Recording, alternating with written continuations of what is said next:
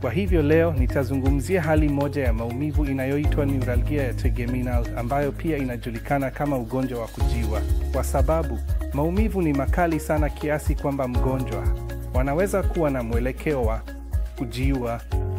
Kwa hivyo kuna chaguo tofauti za matibabu kwa ajili yake. Matibabu ya kwanza yatakuwa ya kihafidhina kwa kutumia dawa za mdomo. Mara hiyo inapokuwa haiwezekani au maumivu hayapungui, basi tunaendelea na kinachoitwa radiofrequency ablation kabla ya kufikia upasuaji. Radiofrequency ablation ni mbinu isiyoingilia sana ambayo hufanywa kama utaratibu wa siku moja.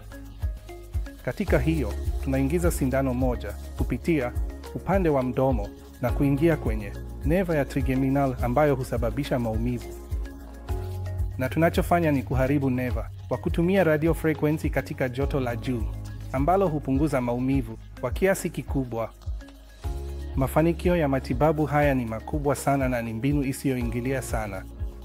Sisi katika Apollo Jayanagar tunafanya mbinu hii mara kwa mara